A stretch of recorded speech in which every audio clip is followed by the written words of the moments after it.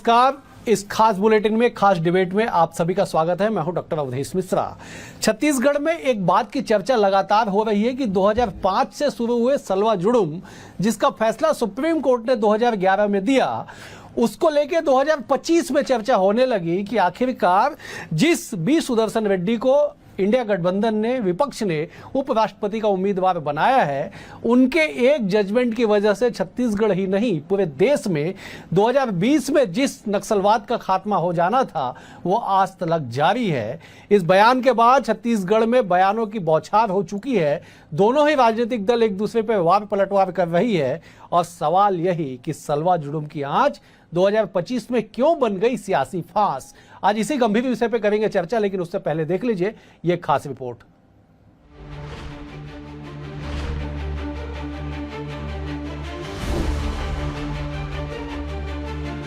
अमित शाह ने कहा, विपक्ष के उपराष्ट्रपति उम्मीदवार बी सुदर्शन रेड्डी वही हैं जिन्होंने सुप्रीम कोर्ट में जज रहते हुए वामपंथी उग्रवाद और नक्सलवाद की मदद के लिए सलवा जुडुम को निरस्त करने का फैसला सुनाया था, जो अगर ना होता तो वामपंथी उग्रवाद 2020 तक समाप्त हो गया होता।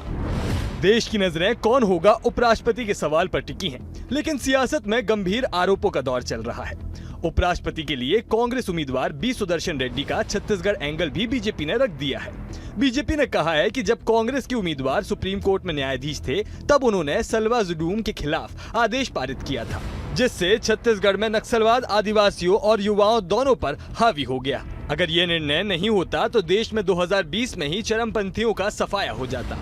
अब कांग्रेस के उपराष्ट्रपति उम्मीदवार के खिलाफ बीजेपी आदिवासियों के खिलाफ और माओवादियों के समर्थन करने के आरोप लगा रही है। इधर पूर्व सीएम भूपेश बघेल ने पलटवार करते हुए कह दिया है कि जब बीजेपी खराब व्यक्ति को देश का गृह मंत्री बना सकती है तो हम उम्मीदवार नहीं बना सकते हैं। भूपेश बघेल के इस बयान पर बीजेपी ने भी निशाना साधा। उस समय करते, उस समय तो सरकार में थे, आप क्यों नहीं किए? गलती आपकी यार। आज आप बोल रहे हैं, मतलब तड़ी पार को जब देश के गृह मंत्री बना सकते हो तो जज को हम नहीं बना सकते। देखिए, उन्हें साबित करना होगा खराब मंत्री, खराब गृह मंत्री किसे बोलना चाहते हैं वो स्पष्ट रूप से बोलें। जबकि मैं कहना चाहूंगा कि आज नक्सलियों का जो दंश सबसे ज्यादा इस प्रदेश में झेला है तो आदिवासी समाज ने झेला है। आज वही महंत कर्मा जो झीरम नरसंहार में शहीद हो गए, आज वो महंत कर्मा परिवार खुद इस बात को एक्सेप्ट करता है। आज वो पूछे उनसे। कुल मिलाकर अब देश में चल रहे उपराष्ट्रपति के चुनाव की चर्चा छत्तीसगढ़ में भी होने लगी है। बीजेपी के आरोप हैं तो कांग्रेस का भी जवाब है। अब जब देश में मार्च 2026 तक नक्सलवाद के सफाया का ऐलान कर दिया गया है तो अब ये अंदाजा लगाना थोड़ा मुश्किल है कि इसका आगामी असर क्या होगा। Bureau report, BSTV Chhattisgarh. इस रिपोर्ट को देख के आप समझ गए होंगे कि आखिरकार बी सुदर्शन रेड्डी के नाम पे छत्तीसगढ़ में चर्चा क्यों, क्योंकि वो तो देश में उपराष्ट्रपति पद के उम्मीदवार है विपक्ष की ओर से।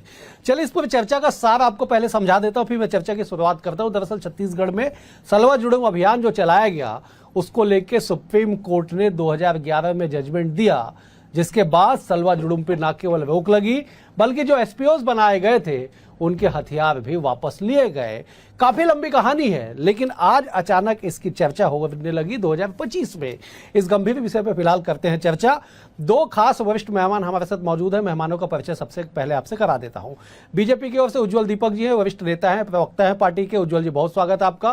कांग्रेस की ओर से अमित श्रीवास्तव जी हैं, वरिष्ठ नेता हैं, वरिष्ठ अधिवक्ता हैं, पार्टी के प्रवक्ता है। अमित जी, आपका भी बहुत स्वागत है। जल्द तीसरे मेहमान भी हमारे साथ जुड़ेंगे। तो सबसे पहले मैं चर्चा की शुरुआत अमित जी आपसे करता हूं। अचानक क्यों सत्ताधारी दल को और देश के गृह मंत्री को बी सुदर्शन रेड्डी की याद 2011 के जजमेंट को जोड़ के आ गई? जब एक बार समझा दीजिए, फिर आगे चर्चा शुरू करेंगे। देखिए जी, ये बहुत ही दुर्भाग्यजनक और अलोकतांत्रिक बयान है, और जिस प्रकार से न्यायपालिका की स्वतंत्रता पे देश के गृह मंत्री जी ने जो हमला किया है, निश्चित तौर पे उस पर जितनी भी कठोर शब्दों में निंदा की जाए वो कम है। अब ये बताइए, ये न्यायालय है साहब, चौपाल नहीं है जहां पर आप कुछ भी कह देंगे। न्यायालय का फैसला है, 2011 का फैसला है, और आप 2024 में उसको सिर्फ इसलिए उठा रहे हैं कि हमारे द्वारा, यूपीए के द्वारा पूर्व रिटायर रिटायर्ड जस्टिस जो हैं उनको उम्मीदवार बनाया गया है। अब इनके पीड़ा और तकलीफ और वेदना क्या है अवधेश जी, समझना पड़ेगा। ये नहीं चाहते थे कि कोई पढ़ा लिखा व्यक्ति वहां पर उपराष्ट्रपति जैसे पद पे यूपीए खड़े करे। इनको तो कोई प्रचारक टाइप का ही उम्मीदवार चाहिए जो सत्ता के इशारे पे नाचे। तो इनको एक बात समझना पड़ेगा कि ये जो वक्तव्य जिस समय में जिस परिप्रेक्ष्य में ये दे रहे हैं, तो ये आप समझना पड़ेगा कि ये संविधान के साथ खड़ा हो। हमें ऐसा उपराष्ट्रपति चाहिए, ना कि भाजपा के साथ खड़ा हो। वैसा नेता हमको नहीं चाहिए था। और इनकी पीड़ा यही है कि जो उपराष्ट्रपति इनके पार्टी के सामने, इनके सामने जो सर झुका के खड़े हो, संविधान बड़ा हो, ये हमारी हमेशा आशा रही है, उम्मीद रही है। लेकिन ये हमेशा जो है ये संविधान को कुचलने और बदलने वाले जो लोग हैं हमेशा उस पर प्रहार करते हैं। उज्जवल जी, अमित जी कह रहे हैं कि कांग्रेस जो कर रही है वो बेहतर कर रही है। आपको संविधान नहीं, आपको आपके विचारधारा के लोग चाहिए। और बी सुदर्शन रेड्डी को याद आप लोग केवल सियासी परिप्रेक्ष्य में कर रहे हैं। 2011 में सुप्रीम कोर्ट का फैसला, नजीर हुई, तामील हुआ, उसके आदेश का पालन हुआ। आज अचानक चर्चा का मसला क्या? जब एक बार समझाइए, अमित जी के सवालों का जवाब भी दीजिए। अवधेश जी, पहले तो एक रोचक बात बताना चाहता हूँ। कांग्रेस पार्टी ने 1-2 दिन पहले शायद बयान दिया कि गम पार्टी का आयोजन करेगी। मुझे नहीं पता था कि वो गम पार्टी आज ही आयोजित हो रही है सीएम हाउस के पीछे। सारे कांग्रेस के नेता गम पार्टी में जुटे हुए हैं। आज पता नहीं किस बात का गम मना रहे हैं उन लोग। कौन से इनके मुख्यमंत्री का पूर्व मुख्यमंत्री का जन्मदिन है कि लोग गम में हैं आज पूरे कांग्रेस पार्टी, समझ में नहीं आ रहा है। दूसरी बात, अब मैं मुद्दे पे आता हूं। आपने कहा कि आज क्यों हो रही है बात सुदर्शन रेड्डी, क्योंकि डील तो उस समय की गई थी ना, जिसका जो परिणाम है वो जो डील हुई थी कि आज आप आदेश दीजिए, हम आपको रिवॉर्ड करेंगे बाद में, ये आज फलीभूत हो रहा है। छत्तीसगढ़ के खिलाफ जिस व्यक्ति ने काम किया, हजारों युवा नौजवानों को नक्सलियों के सामने निहत्थे कर दिया, उनकी जान ले ली नक्सलियों ने। उनकी ही नहीं, कांग्रेस पार्टी के बड़े नेताओं की जान ली इन नक्सलियों ने। इस निर्णय के कारण नक्सलवाद से प्रभावित थे, शायद इस आइडियोलॉजी से प्रभावित थे शायद रिटायर्ड जज हमारे, तो उन्होंने फैसला दिया। वो तो भला हुआ डॉक्टर रमन सिंह का कि उन्होंने डीआरजी में उनको समायोजित किया। वही डीआरजी आज नक्सलियों से लोहा ले रही है।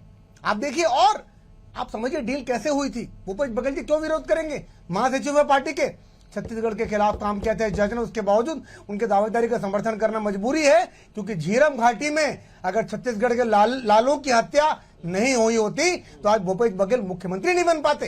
ये डील है, देखिए पूरी की पूरी डील है। और मैं पूछना चाहूंगा कांग्रेस के प्रवक्ता से कि 5 सांसद है आपके यहाँ पर, 4 राज्यसभा से, 1 लोकसभा से, किसको वोट देंगे वो? छत्तीसगढ़ के खिलाफ या छत्तीसगढ़ के पक्ष में? या उस दिन मैं तो आपसे अनुरोध करना चाहूंगा कि अपने सांसदों के लिए व्हिप जारी करे छत्तीसगढ़ कांग्रेस कि 5 सांसद अनुपस्थित रहे, क्योंकि अगर उपस्थित रहे तो ये छत्तीसगढ़ के खिलाफ वोट डालने जा रहे हैं। बड़ा गजब तर्क उज्जवल जी ने दिया है। बड़े विद्वान नेता हैं, कैलकुलेटेड नेता हैं, समझते हैं। 2011 में फैसला देने के लिए आप लोगों ने डील किया। सुप्रीम कोर्ट के तात्कालिक जज वी सुदर्शन रेड्डी और एसएस निज्जर की पीठ से कि आप 2011 में फैसला दीजिए, बाद में फलीभूत करेंगे, बाद में आपको उपकृत करेंगे। और 2025 में 14 साल बाद कांग्रेस ने अपना वादा निभाया। जवाब दीजिएगा, वो भी तब जवाब दीजिएगा जब आप लोग 2047 के विकसित भारत पे सवाल उठाते कि भविष्य की बात है, आप तो 14 साल बाद डील को कंप्लीट कर रहे हैं। देखिए, उज्जवल जी निश्चित तौर पे विद्वान नेता है, पढ़े लिखे हैं, और कम से कम ऐसे वक्तव्य की उम्मीद मैं इनसे नहीं करता। इस प्रकार का बचकाना, आरोप लगाना, जो तथ्यहीन आरोप लगाना, मैं उनसे पूछना चाहता हूं, आपने आरोप लगाया, do you have any proof? आपके पास कोई एविडेंस है जो आप इतना बड़ा आरोप इस चैनल पे लगा रहे हैं कि बस ऐसे ही आए चैनल पे और आपने आरोप लगा दिया? अगर आपके पास आरोप लगाने के उपरांत अगर आपके पास तथ्य है तो जाइए न्यायालय, आप बताइए ये डील हुई है, और अगर नहीं तो इसी चैनल पे माफी मांगिए, क्योंकि आपने जो आरोप लगाया है वो निश्चित तौर पे बहुत ही शर्मनाक है। और अब ये भाजपा तय करेगी क्या अवधेश जी कि कौन सा फैसला सुप्रीम कोर्ट का देश हित में और कौन सा देश विरोधी है? ये भाजपा तय करेगी क्या, या भाजपा देशद्रोही का सर्टिफिकेट बांटने के लिए निकल गई है? अब तो भाजपा का ये है नारा ही इन्होंने चेंज कर दिया है, जो हमारे साथ नहीं वो देश के साथ नहीं। और भाजपा का नया ये संविधान इन्होंने स्वयं बना लिया, और ये तो हमेशा संविधान विरोधी रहे। मैं आपको बताना चाहता हूं, जिस निर्णय की ये बात कर रहे थे और जो फैसला आया है बहुत ही महत्वपूर्ण। हमारे उपराष्ट्रपति का जो कैंडिडेट है सुदर्शन रेड्डी जी, निश्चित तौर पे इसमें महत्वपूर्ण भूमिका उन्होंने निभाई थी। और उस समय उन्होंने कहा था कि सलवा जुर्म नीति का जो असंवैधानिक करार दिया था, तो मैं आपको बता दूं 4 पॉइंट पे दिया था उदय जी। ये नीति संविधान के अनुच्छेद 14 और 21 का उल्लंघन है। दूसरा, राज्य नागरिकों को सुरक्षा देने में विफल रही है और उन्हें हथियार देकर हिंसा में झोंक रही है। तीसरा, केंद्र व राज्य को एसपीओ की भर्ती बंद, मौजूदा एसपीओ को बंद कर देना चाहिए और उनसे हथियार वापस ले लेना चाहिए, क्योंकि उनको जिन्होंने आपने हथियार दिया है उनको आपने हथियार चलाने की ट्रेनिंग नहीं दी है और उनको झोंक दिया गया है, तो ये उनके मौलिक अधिकारों का हनन है। चौथा, कि अशिक्षित और गरीब युवाओं को हिंसा के संघर्ष में धकेलना कहीं ना कहीं मानव अधिकार का उल्लंघन है। तो मैंने यही कहा कि अब भाजपा डिसाइड करेगी क्या कि देश के सर्वोच्च न्यायालय में कौन सा फैसला कौन से इसमें जो दे रहा है, अगर इनके सपोर्ट में नहीं है तो वो देशद्रोही हो जाएगा। अरे किस मानसिकता के लोग हैं? संविधान बचाना क्या गुनाह है? संविधान की रक्षा करना क्या पाप है? संविधान का रक्षा करना एक मिनट उज्जवल जी मैं आ रहा हूँ, मैं सीधे देखिए, अमित जी आप कंप्लीट कर दीजिए, मैं उज्जवल जी के पास। सलवा जुर्म पर जो सुप्रीम कोर्ट का फैसला आया था, निश्चित तौर पे उसको गैर कानूनी क्यों कहा गया था मैंने अभी आपके समक्ष बताया। लेकिन कहीं ना कहीं ये न्याय की कुर्सी पर जो इन्होंने देश के गृह मंत्री ने वार किया है, ये बर्दाश्त नहीं किया जाएगा। और मैं आपको बताना चाहता हूं कि भाजपा को लोकतंत्र और संविधान की जो बात को ये कहते जरूर है अवधेश जी, लेकिन देश हित में कौन सा देश सपोर्टर है और कौन विरोधी है, इनके खुद नहीं पता। उज्जवल जी जवाब दीजिएगा कि 5 जुलाई 2011 को दिए गए फैसले पे इस विस्तार से चर्चा होगी, इस बात की उम्मीद शायद उस वक्त जज और मौजूदा सरकार को भी नहीं रही होगी। ठीक है, विपक्ष ने वी सुदर्शन रेड्डी को अपना प्रत्याशी बनाया, उनके साथ एसएस निज्जर भी उस पीठ में मौजूद थे। आप जो आरोप लगा रहे हैं कि डील 2011 में हुई, उसका प्रमाण भी अमित जी मांग रहे हैं। और जब बताइएगा कि बीजेपी को संविधान से प्यार नहीं है, कोर्ट करके मैंने कह दिया, जवाब दीजिए। प्रमाण की जरूरत क्या है इस बात पे? प्रमाण तो यही है कि उनको बना दिया गया उपराष्ट्रपति हारने के लिए। जब भी कांग्रेस पार्टी की हार निश्चित होती है, ऐसे किसी व्यक्ति को सामने खड़ा कर देती है, चाहे वो दलित समुदाय से होता हो, एससी से होता है, ओबीसी से होता है। ये इनको भी ये देखना पड़ेगा कि नक्सलियों के साथ भी है कि नहीं, कि उनको भी बेवकूफी बना रहे हैं, क्योंकि हार तो निश्चित है। होना तो ये चाहिए था, कांग्रेस पार्टी को इस चुनाव में निर्विरोध समर्थन कर देना चाहिए था। हार जब निश्चित है, मीरा कुमार जी के साथ भी इन्होंने यही किया था। जब जीतने की बारी आती है, कांग्रेस अध्यक्ष बनाने की बारी आती है और कुछ होता है, मंत्री मुख्यमंत्री, तब ये अपने परिवार के लोगों को, अपने साथ के लोगों को खड़ा करते हैं। जब हारना निश्चित होता है, ये अपने अनुवांशिक संगठन, आइडियोलॉजी से प्रभावित, नक्सल विचारधारा से प्रभावित, लेफ्ट आइडियोलॉजी, वोक पॉलिटिक्स, ये सब लोगों को इन लोग सामने खड़ा कर देते हैं। मैं बता रहा हूं, प्रमाण तो मैं दे रहा हूं ना कि डील हुई थी, तभी तो उनको उपराष्ट्रपति का, इनको जानता कौन था? इनको तो लोग हाशिए पे ढकेल चुके थे, इनका नाम भी किसी को याद नहीं था। आज इनको ये कहकर उपकृत किया जा रहा है और बाकी जजों में ये होप जताया जा रहा है कि जो भी इनके पक्ष में निर्णय देगा, इनके आइडियोलॉजी से प्रभावित, बाद में उनको उपकृत किया जाएगा। ये इसका प्रमाण है, ये इसका प्रमाण है। आप समझिए बात को। और मैं आपको बता रहा हूं, भूपेश बघेल जी महासचिव रहते हुए भी इस बात का विरोध कभी नहीं करेंगे, क्योंकि अगर झीरम घाटी नहीं हुई होती, भूपेश बघेल मुख्यमंत्री, आज पूर्व मुख्यमंत्री नहीं कहलाते और आज गम पार्टी नहीं आयोजित की जा रही होती।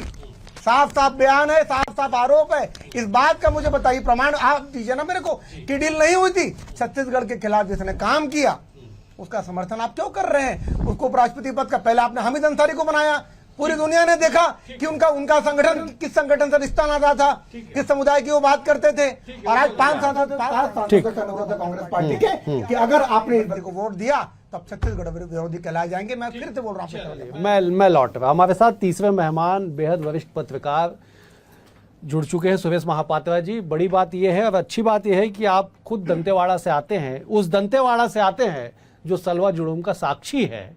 आपने, महापात्र जी, आपने सलवा जुड़ूम को पहले दिन से देखा, और न केवल पहले दिन से देखा बल्कि तैयारियों में भी आपने अपनी भूमिका निभाई सलाह देने के मामले पे। आज इस पे चर्चा की जा रही है कि साहब 2011 में जो फैसला दिया जिस न्यायाधीश ने, उनको विपक्ष ने उपराष्ट्रपति का कैंडिडेट बनाया। देश के गृह मंत्री दावा कर रहे हैं कि अगर उस वक्त सलवा जुड़ूम के खिलाफ फैसला नहीं आता तो 2020 वो तारीख होती जब देश से इस तरह के तत्व जो है वो समाप्त हो जाते, नक्सलवाद का सफाया हो जाता। क्या वास्तविक कहानी एक बार आप बता दीजिए सुरेश जी।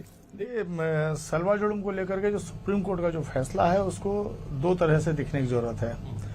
पहला ये कि जो एसपीओ की जो नियुक्ति हुई थी वो एक प्रोसेस है, और दूसरा एक जो सलवा जुर्म का जो आंदोलन है वो सेकंड फेज है। ये दो चीजें कॉकटेल हो गई हैं मीडिया के विमर्श में।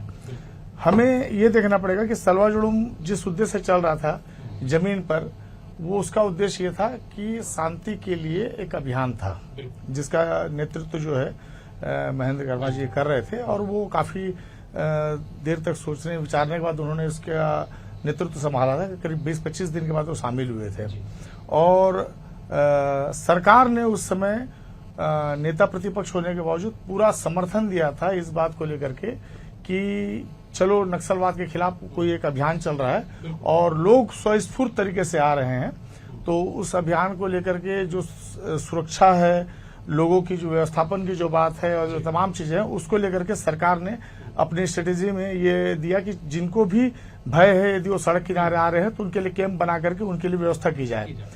इसके बाद सबसे बड़ी समस्या खड़ी हुई तब जब वहां के लोग आ गए, गांव के लोग सड़क किनारे आकर कैंप में बस गए, तो उनके लिए क्या व्यवस्था की जाए। तो वहां से शुरू हुई थी। फरसेगढ़ में स्टार्ट हुआ था जब पहली बार एसपीओ की नियुक्ति का ऐलान रमन सिंह ने किया था, और वहां पर पहला बैच एसपीओ का तैनात किया गया, और सुप्रीम कोर्ट के फैसले ने एक उस अभियान के बाद काफी लंबा समय बीता है, 2005 से लेकर के 2011 है ना, 11 है ना, करीब 6 साल का जो एक वक्फा है वो बीता है, और इस बीच में बहुत सारे बड़े परिवर्तन आए। पहला परिवर्तन आया कि एसपीओ जो बनाए गए थे उनके शोषण की भी कहानी आ रही थी और उनके द्वारा शोषण की भी कहानी आ रही थी।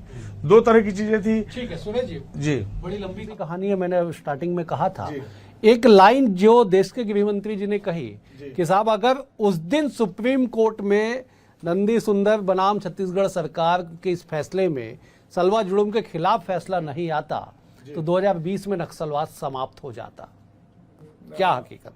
ये कहने की बात है पर इतना आसान नहीं है, क्योंकि जमीन की परिस्थितियां अभी भी आप देख रहे हैं कि पहली बार फोर्स जंगल पे मूव कर रही है और इतने आक्रामक तरीके से फ्रंट फुट पे चल रही है। तो मुझे लग रहा है कि उस समय फोर्स की एक कमी थी और आज एक स्ट्रेटेजी के साथ जो फोर्स बढ़ रही है तो उसका परिणाम आज आपके सामने है। तो हम अतीत में जाके आलोचना कर सकते हैं, पर उस समय जो आदिवासी थे वो इतने सशक्त नहीं थे कि वो नक्सलियों का विरोध कर सकते थे। इतना आसान नहीं था। आज की स्थिति की बनिस्बत उस समय बहुत अच्छी स्थिति नहीं थी, अभी स्थिति अच्छी है। ठीक है उज्जवल जी, रणनीति तय हुई, आप लोगों ने ही तय की, देश के गृह मंत्री ने तय की कि साहब 2026 तक खात्मा कर दिया जाएगा। उस ऐलान के बाद सौभाग्य से वो ऐलान भी राजधानी रायपुर की ही धरती पे किया गया।